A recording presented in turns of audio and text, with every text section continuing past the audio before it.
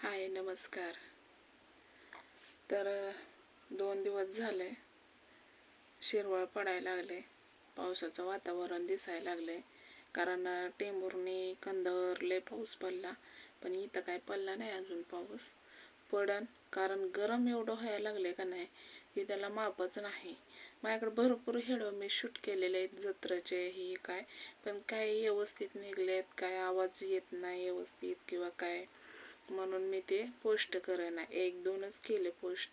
परत बानुबाईच्या नवसाच्या घोडा व्हायला, परत तोरण व्हायला बानूच्या नवसाचं, आणि काय परत तोपा होत्या 10 नवसाच्या बानूच्या.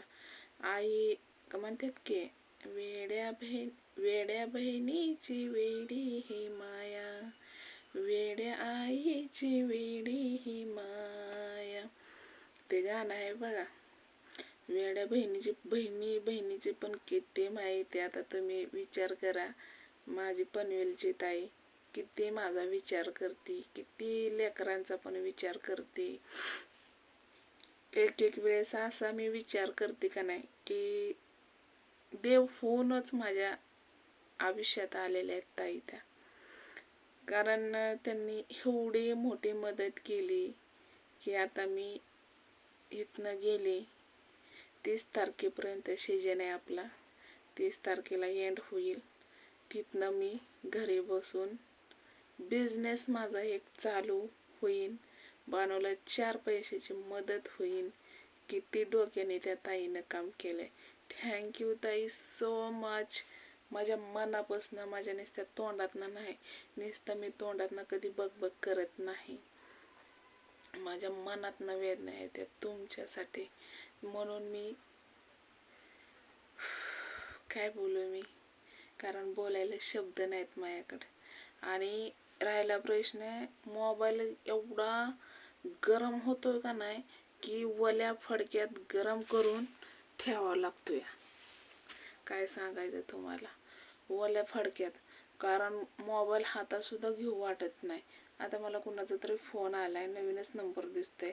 बहुतेक माझे भाव असेल किंवा बहीण असेल नवीन, कारण नवीनच नंबर. मी सगळ्याचे फोन उचलते का माहिती का, आपण एकतर नंबर द्यायचा आणि परत आपल्याला म्हणतात ना ऑफर आहे तर बरं बोलून घ्यायचं आणि नंतर आपण बोलायचं नाही. हे माझा स्वभाव नाही.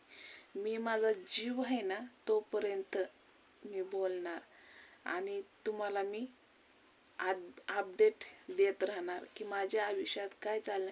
एक कारण माझं चॅनल खोलायचं नवीन, माहिती आहे का. जुनं आपली ID बंद पडलेले हे सगळ्याला माहिती आहे, पण जुन्या IDचं एवढं मला टेन्शन नाही. टेन्शन भरपूर आलं मला, पण मी नवीन लगेच खोलली तुमच्यासाठी खास, कारण माझ्या बानूसाठी. कारण आता हितनं गेलं ना की बिझनेस चालू करू का बानूचं दवाखानं चालू करू, कारण बानूला रक्ताची गरज तर आहेच. आपण फळं ही चारून कसं तरी देवाने साथ देऊन, देवाने तुमचा आशीर्वाद, बानूला जरा रक्त वाढलंय, पण रक्त ही भरावंच लागणार आहे बानूला. कारण त्यासाठी का नाही मला शिबिरला जावं लागणार आहे. कारण मी एवढं पैसे मी आणणार कुठनं, एवढा खर्च प्रायव्हेटमध्ये करणार कुठनं, एवढे माझे औकात नाही. कारण जे आहे ते मी स्पष्ट बोलते. कारण कसं असतं माहिती आहे का, लोक लाजतात काय बोलायला, खायचे दात वेगळे आणि दाखवायचे वेगळे, असा माझा स्वभाव नाही. जे आहे ते आहे. पण म्हणतात ना, निंदा करणाराचं घर शेजारीच असावा. आता ते जाग्या तुम्हाला मी बोललेले ते व्हायलाच आहे अजून.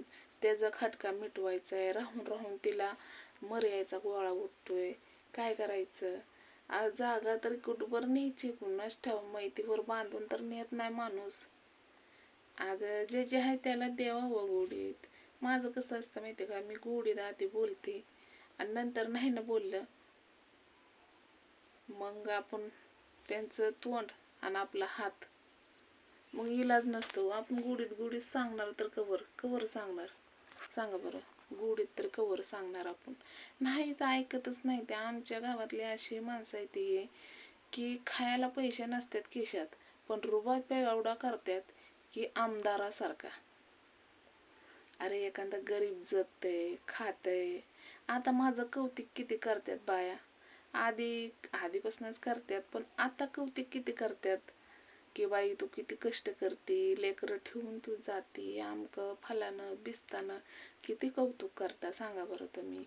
मग असंच तुम्ही सगळ्यांचंच करा ना, माझंच नका करू. मी एक काम करते, कष्ट करून खाते, काही माझे यूट्यूबवाले भाऊ बहिणी मला मदत करतात, माझं घर चालतं, आईबापाला मी बघते, 2 लेकरांना बघावं लागतं, त्यात येऊन जाऊन बाणूचं दवाखान्याचा खर्च असतो, किती डोक्याला टेन्शन आहे. मला पण विचार आहे, मला इतका विचार आहे की त्याचं माप नाही, पण मी कधी तुम्हाला दाखवते का? एक वेळेस असं येतं की ते विचार करून करून का नाही माझं डोकं असं बंद पडतं बोलायचं, म्हणून मी एक एक वेळेस मला दुःख येतं.